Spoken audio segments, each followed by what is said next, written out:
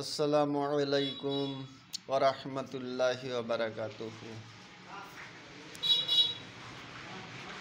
আমার প্রিয় মুসলিম ভাই সকল, আমরা সবাই নামাজ পড়ি, 5 ওয়াক্ত নামাজ পড়ে আমরা আমাদের নিজেদেরকে মুসল্লি মনে করি।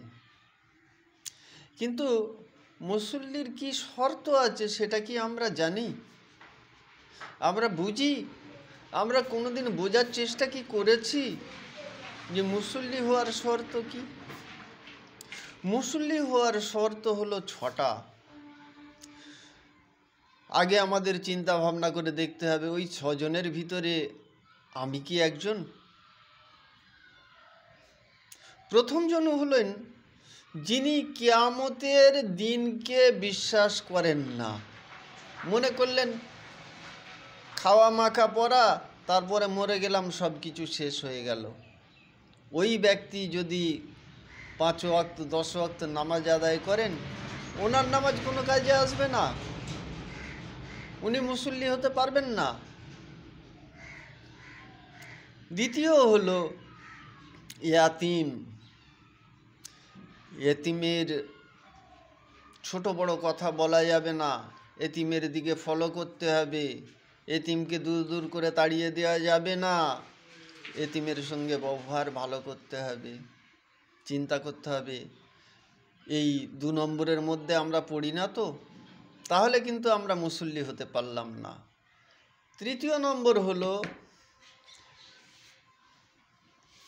নম্বর হলো মিসকিন। মিসকিনকে খাবার দিতে হবে, খাওয়াতে হবে। আমরা কি মিসকিন আসলে তাকে খাবার না দিয়ে তাড়িয়ে দিই? যদি আমরা ওই মিসকিনের তাড়ানোর মধ্যে পড়ি, তাহলে আমরা মুসল্লি হতে পারলাম না। এগুলো আমাদেরকে ফলো করতে হবে।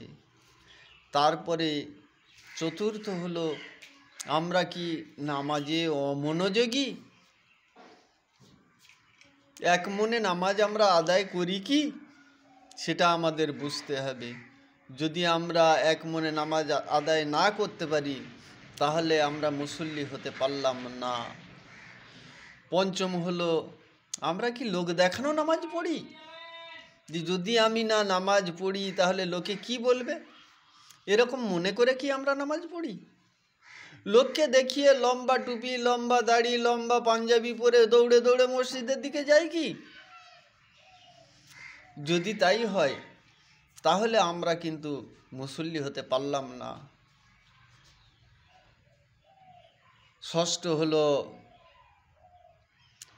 যদি প্রতিবেশী লোক গৃহ সামগ্রী, ছোটোখাটো গৃহ সামগ্রী, যেমন ধরুন কোদাল, কুড়ুল, ঝাঁটা, ঝুড়ি, নুন, তেল, এইসব চাইতে আসলো, কিন্তু আমরা সেটা তাকে দিলাম না, কোনো বাহানা দেখিয়ে তাকে তাড়িয়ে দিলাম, যে না হবে না, এখন দেয়া যাবে না, বা আমার ঘরে নাই, এইসব কথা বলে যদি এই ছোটোখাটো গৃহ সামগ্রী থেকে তাদের বঞ্চিত করি, তাহলে আমরা মুসল্লি হতে পারলাম না।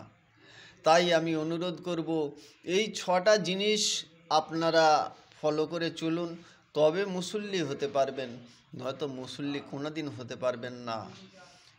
এটা সূরা মাউন থেকে, আপনারা সূরা মাউনের বর্ণনা দেখে নেবেন। এটা আমার মুখের কথা নয়, এটা স্বয়ং আল্লাহ পাক বলেছেন।